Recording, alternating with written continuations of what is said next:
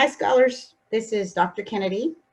I'm going to give you an overview on how to complete a Perusal homework assignment.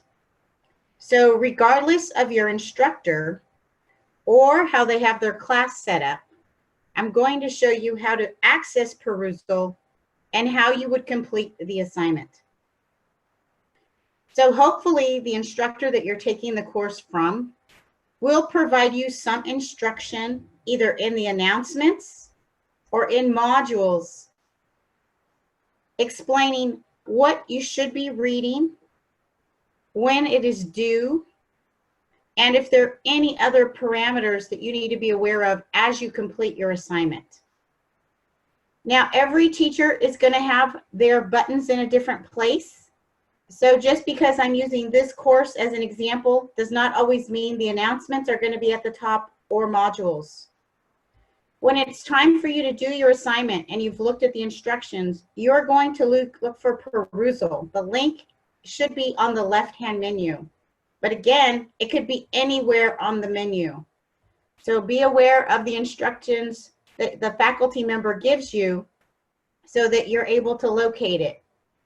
On the left-hand menu, when you see it, you will click the button to enter Perusal and actually complete the assignment. When you click the button, it will execute and the program will open up in a window. Now, sometimes you might click it and it might take you to a login screen. If it does, close that window, come back to your Canvas classroom and click Perusal again.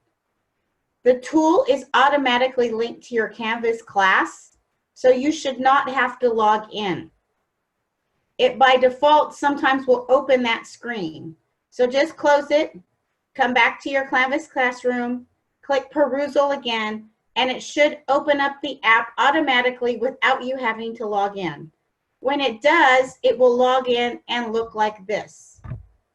Now you may have a different reading assignment than the one here. Again, I'm using this for demonstration purposes only. As a student, when you log in, the assignments will be listed here. And each instructor will grade assignments differently. So you want to be careful about where you enter the assignment and how you complete it, and make sure that you understand how the faculty member will be grading you. When it's time to do the assignment, some of your instructors will have multiple assignments open.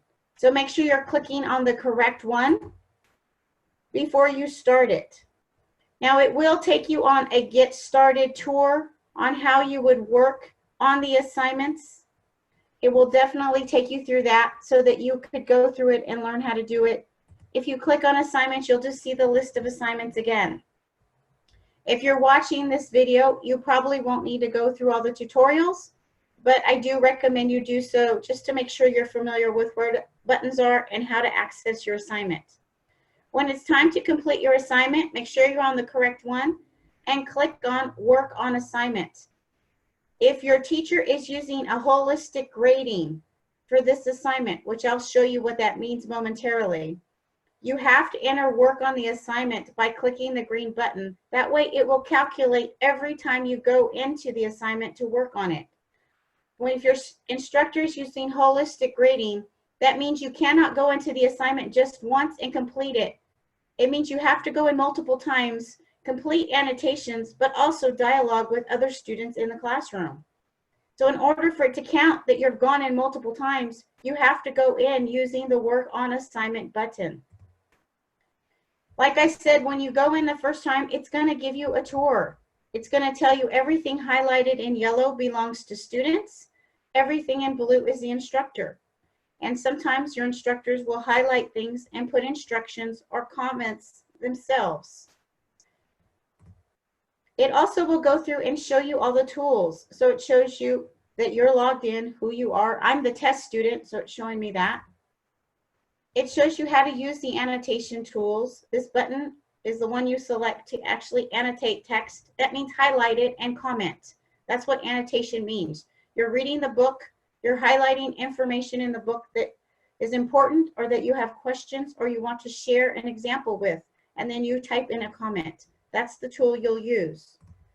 It also shows you the tool to highlight a figure or a table if you have a comment or question about that. And then it shows you the tools on the right-hand menu. This is to see the list of comments and questions all students have put throughout the reading assignment, and it will list them all on the right-hand menu under all conversations. You see this under the tour. It also shows you how to browse the list of student comments and questions by clicking the star. It shows you thumbnails, as well as the table of contents. If your instructor has uploaded a book, you can access the table of contents. If they've uploaded readings or handouts, it will not have a table of contents. It also shows you how to search the book. So if you're looking for specific terms or concepts, you can do that. And also how you can look at comments. You get notifications here if students respond to you or you ask for questions. And then how to take notes. These notes can be private, so you can set them so that only you can see them, and you can share them if you'd like. But this is different than annotating for a grade in the class. Your annotations will use these two up on top. The notes are yours privately unless you choose to share them. You can go back and review other parts of the tour just in case you're not sure, or you can just end it, and now you can work on your assignment. One of the first things that I get from students is, I like this tool because it shows that students have worked on the book, they've commented. If I hover over certain areas, I can see where they've commented, like here. I can see that students have commented. It also will show me who commented if I have the conversations closed. I can click on it and it will show me who commented, what they commented, and now I can add to a comment. But sometimes students don't like that.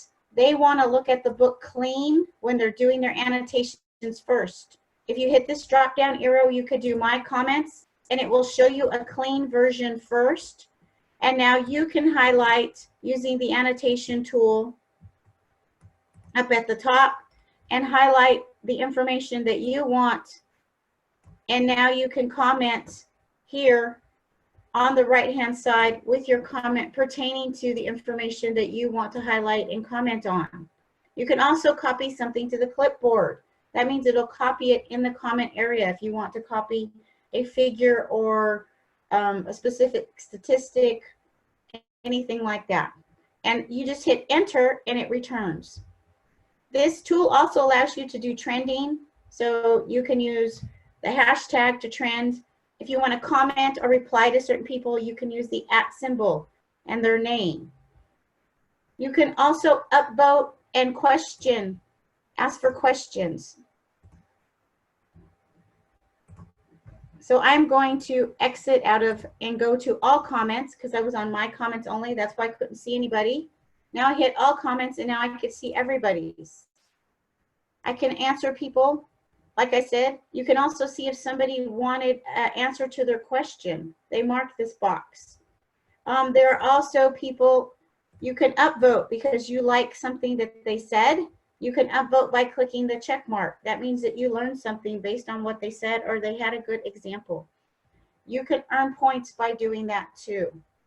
So let me show you a little bit about grading and how it works. As a student, when it's time to check your grades on assignments, you'll click My Scores. And Perusal grades on a scale of 0 to 3. I took a screenshot of grading to show you the different ways that it grades.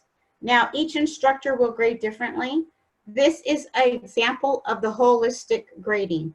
Not all instructors will use this. If your instructor is using a different way of programming Perusal, you'll want to check with them, because they might just be grading on annotations or they've personalized it just for their class. This is an example of the recommended way to grade, which is holistic. And so that we'll look at all of these areas and grade you on a scale from 0 to 3. Your instructor will then use that assignment score to give you a score in Canvas. So my assignments for reading are usually about 20 points. So I use this assignment score and I came up with my own grading scale that I share with my students, showing them that if you get a 3, this is why you got 20 points. If you get a 2, this is why you got 16 or 14, and I explain that to them. Or if they've got a 1, why they got 12 or 10 points.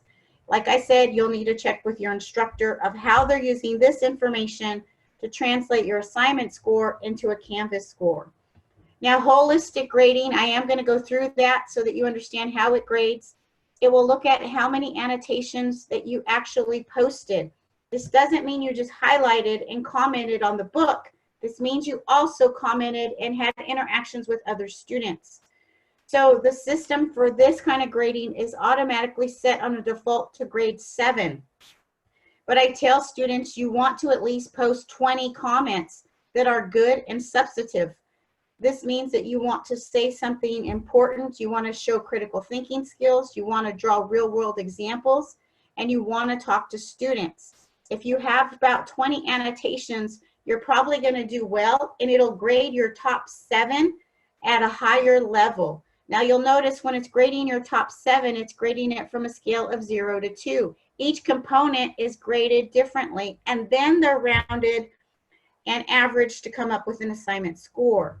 So the first thing it's going to look at, how many annotations did you have in total? Somebody who only posted 7 is going to get a lower grade than somebody who posted 20. That's why I recommend posting more. I say post 20. That way you get a good grade, overall grade. Then it'll look at how many you did on time. I set my settings that it will not give you credit for anything past the deadline. So you need to check with your instructor. Some will accept late assignments. I do not. So you'll need to check with them. Will it count towards your grading? Again, then I said it's going to look at your top 7, your best 7 annotations, and it's going to see, did you demonstrate thorough, thoughtful reading? Did you interpret things insightfully? If you did, you got a 2.